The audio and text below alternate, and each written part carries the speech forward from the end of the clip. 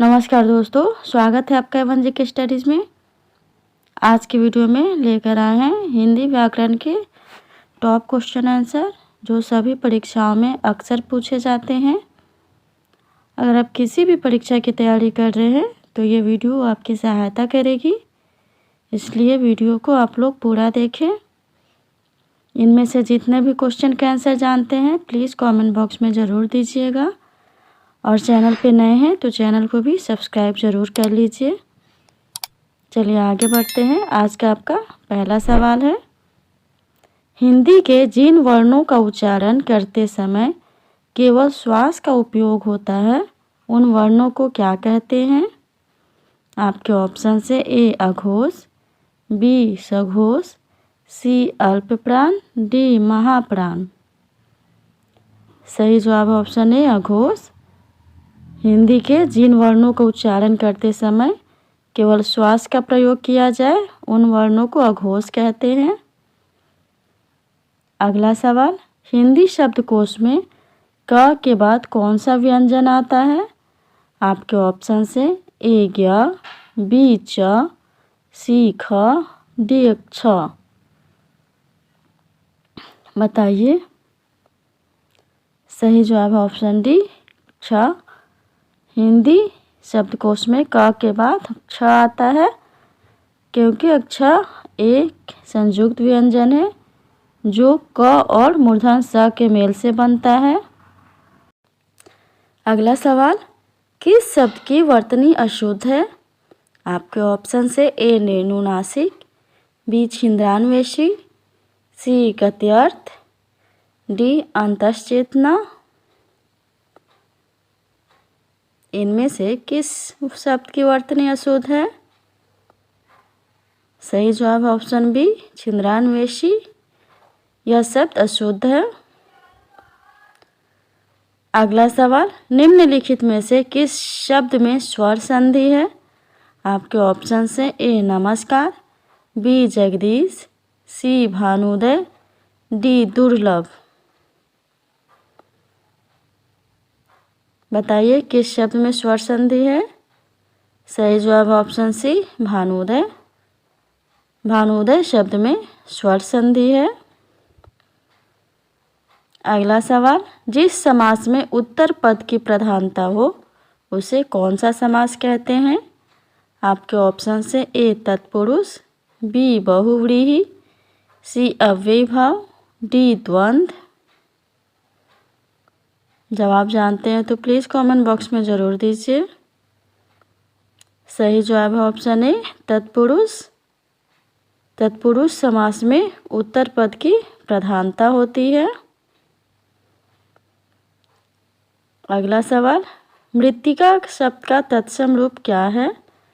मृत्तिका शब्द का तत्सम रूप क्या है? आपके ऑप्शन से ए मोती, बी मिर्च, सी मिट्टी, डी मदारी। सही जवाब है ऑप्शन सी मिट्टी।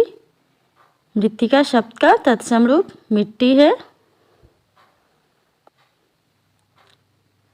अगला सवाल, वादी का विलोम शब्द क्या है?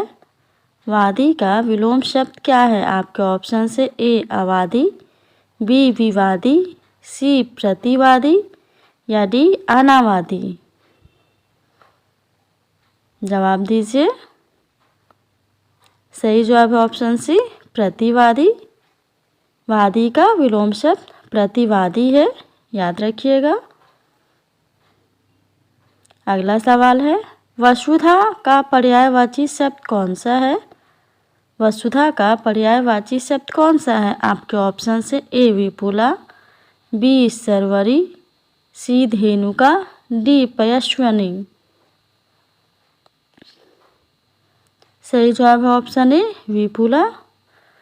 विपुला वसुधा पृथ्वी के पर्यायवाची शब्द है। अगला सवाल, जिसके हृदय पर आघात हुआ हो वाक्यांश के लिए एक शब्द है। आपके ऑप्शन से ए मर्माहित, बी मर्माहत, सी मर्माहुत, डी मर्माहुत। सही जवाब है ऑप्शन बी मर्माहत।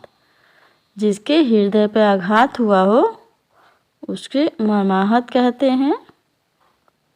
अगला सवाल, खटिया सेना मुहावरे का क्या अर्थ है? खटिया सेना मुहावरे का क्या अर्थ है? आपके ऑप्शन से ए बीमार होना, बी कार्य से विमुख होना, सी आराम से लेटना या डी चारपाई पर सोना। जल्दी से इसका जवाब जानते हैं तो कमेंट बॉक्स में ज़रूर दीजिए। सही जवाब है ऑप्शन ए बीमार होना। खटिया सेना मुहावरे का अर्थ बीमार होना है। अगला सवाल, चंद्रमा तथा ब्राह्मण के लिए एक शब्द कौन सा है? आपके ऑप्शन से ए सोम, बी द्विज, सी वर्ण, डी श्रेष्ठ। बताइए चंद्रमा तथा ब्राह्मण के लिए एक शब्द कौन सा है? सही जवाब है ऑप्शन बी द्विज। चंद्रमा तथा ब्राह्मण के लिए एक शब्द द्विज है। अगला सवाल है, निम्न में से किस वाक्य में संप्रदान कारक है? आपके ऑप्शन से ए मेरा घर स्टेशन से बहुत दूर है, बी राम घर पर सो रहा है, सी राजा ने निर्धनों को कंबल दिए या डी बच्चे खेल रहे हैं। बताइए कि इस वाक्य में संप्रदान कारक है। सही जवाब है ऑप्शन सी राजा ने निर्धनों को कंबल दिए। ये सभी प्रश्न परीक्षा के दृष्टिकोण से बहुत ही महत्वपूर्ण है। अगला सवाल है, आसमान का रंग नीला है में विशेष्य कौन सा है? आपके ऑप्शन से ए रंग, बी आसमान, सी नीला, डी आकाश। बताइए इनमें विशेष शब्द कौन सा है? सही जवाब है ऑप्शन बी आसमान। आसमान विशेष्य शब्द है और नीला विशेषण शब्द है। अगला सवाल, किस शब्द में आ उपसर्ग नहीं है? किस शब्द में आ उपसर्ग नहीं है? आपके ऑप्शन से ए आजन्म, बी आगमन, सी आकर्षक, डी आदरणीय। बताइए। सही जवाब है ऑप्शन डी आदरणीय। आदरणीय शब्द में आ उपसर्ग नहीं है। अगला सवाल, निम्नलिखित में से कौन सा शब्द द्रव्यवाचक संज्ञा है? आपके ऑप्शन से ए खटाई, बी चमड़ा, सी ठंड, डी मिठास। जवाब दीजिए। सही जवाब है ऑप्शन बी चमड़ा। चमड़ा द्रव्यवाचक संज्ञा है। द्रव्यवाचक संज्ञा वह संज्ञा है जिससे किसी द्रव्य पदार्थ या धातु का बोध होता है, जिसे गिना नहीं जा सकता बल्कि मापा या तौला जा सकता है। अगला सवाल, निम्नलिखित में से कौन सा शब्द वर्तनी की दृष्टि से शुद्ध है? इनमें से शुद्ध शब्द कौन सा है? सही जवाब है ऑप्शन सी प्रतिनिधि। प्रतिनिधि का शुद्ध शब्द ऑप्शन सी है। अगला सवाल, क्रियार्थक संज्ञा सदा किस रूप में रहती है? आपके ऑप्शन से ए बहुवचन पुल्लिंग, बी एक वचन स्त्रीलिंग, सी एक वचन पुल्लिंग या डी बहुवचन स्त्रीलिंग। इसका जवाब जानते हैं तो प्लीज़ कमेंट बॉक्स में ज़रूर दीजिए। सही जवाब है ऑप्शन सी एक वचन पुल्लिंग। जब कोई क्रिया वाक्य में संज्ञा की तरह प्रयोग होती है तो उसे क्रियार्थक संज्ञा कहते हैं। जैसे टहलना स्वास्थ्य के लिए अच्छा है, यहाँ टहलना क्रियार्थक संज्ञा है। अगला सवाल, दंत्य अल्प प्राण अघोष वर्ण का उदाहरण कौन सा है?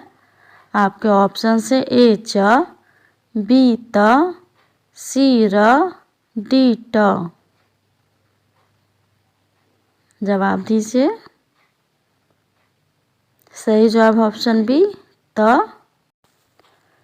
त वर्ण दंत्य अल्प प्राण अघोष वर्ण है। अगला सवाल, हिंदी में कुल कितने सर्वनाम हैं? हिंदी में कुल कितने सर्वनाम हैं? आपके ऑप्शन से ए 9, बी 10, सी 12, डी 11।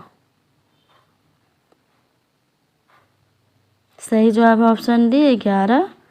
हिंदी में कुल 11 सर्वनाम है। मैं, तुम, आप, यह, वह, जो, सो, कोई, कुछ, कौन, क्या शब्द आते हैं। अगला सवाल, विकारी शब्द के प्रकार होते हैं। विकारी शब्द कितने प्रकार के होते हैं? आपके ऑप्शन से ए 6, बी 4, सी 7, डी 5। सही जवाब ऑप्शन बी 4। विकारी शब्द 4 प्रकार के होते हैं। संज्ञा, सर्वनाम, विशेषण और क्रिया। ये ऐसे शब्द हैं जिनके रूप लिंग, वचन और कारक के अनुसार बदलते रहते हैं। आज के लिए इतना ही। अगर वीडियो अच्छा लगा हो तो वीडियो को लाइक और शेयर ज़रूर कर दीजिए, और चैनल पर पहली बार आए हैं तो चैनल को भी सब्सक्राइब ज़रूर कर लीजिए। धन्यवाद।